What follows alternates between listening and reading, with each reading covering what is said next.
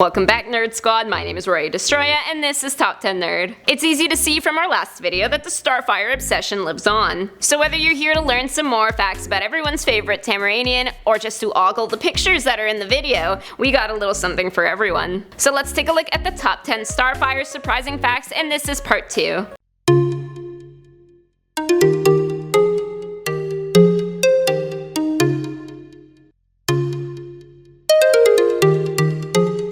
In the number 10 spot, we have her enslavement. She may be the epitome of wild and free now, but so was not always the case. At one point, Starfire's own sister, Blackfire, helped the Citadel overtake Tamaran, and one of the surrender conditions was that Starfire be enslaved. The enslavement included terrible torture and rape, with her sister being her own master. She finally escaped after 6 years of brutality, so when your older sister is being mean and picking on you, be grateful that she's not advocating for your internal servitude. Although she may be. Coming in at number 9 is the Starbolts. In the comics, it is revealed that while all Tamaranians harness ultraviolet radiation for their powers, only Starfire and Blackfire have the ability to project Starbolts, even though in the show others are able to do so. This is because the Starbolts are actually the result of experimentation. After the Citadel took over, Starfire and Blackfire were eventually taken in for experiments by the Scions, a group of sadistic scientists who wanted to see how much radiation the two could absorb until they exploded. Well, it wasn't fun for them, but at least they got a cool new power out of it, and more importantly, they did not explode. Next, in number 8, we got her tongue.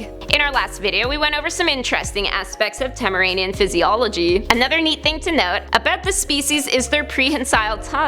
This means Starfire can grasp and hold stuff with her tongue. Yeah, no wonder Robin likes her so much. Although realistically, we all know she's using that tongue to grab all the mustard she can. In the number 7 spot is her brother. We're all very focused on Starfire's sister, so much that her brother kinda fades into the background. But in comics, Starfire has a younger brother named Darkfire, also known as Ryander. Coriander, Ryander, who names these kids? He was a freedom fighter who was also experimented on by the Scions, developing the power to generate heat waves from his hands. Ryander was then reintroduced in the comic spin-off Teen Titans Go as the long-lost Wildfire, who Starfire made it her mission to find, and he put on a lot more clothes this time too. Coming in at number 6, we have Tamaranian sex. The Tamaranians are a passionate and free race who do as they choose and don't have the same ideas of modesty that us boring humans do. However, one weird thing about them, as Starfire stated in Red Hood and the Outlaws, is that Tamaranians don't associate sex with emotion, whether it's for fun or for reproduction. And this leads us right into our next fact. Next up in number 5 is the New 52 controversy. Along the lines of the whole emotionless sex thing being introduced, a whole slew of controversy rose up when Starfire was reimagined in 2011's DC reboot. Many complaints rose that the writing was getting the character totally wrong. They removed her passion, over-sexualized her, and dumbed her down. She was a shell of what people loved about Starfire, and they made it very well known what they thought. Simply put, she wasn't doing anything. She was just the village bicycle everyone takes a ride. Up next in number 4 is her modeling career. Because even an alien princess has to make money on Earth somehow, right? Capitalism. And it's great making money with what you're good at. So thanks to her pal Donna Troy, Starfire scored a job at the modeling agency where Donna was a photographer, working as a model of course. She also went by the name of Corey Anders to be a bit more human-like, because the orange skin wasn't too obvious. And it's at this job that she met the person our next fact is about. In the number 3 spot, we have her human love. Other than Dick, we've gone over past love interests of Starfire in our previous video, but there's another guy we need to mention, her human love interest, Franklin Crandall. Starfire met Franklin at her modeling job and fell very fast. Donna is the first one to notice something off about her new squeeze,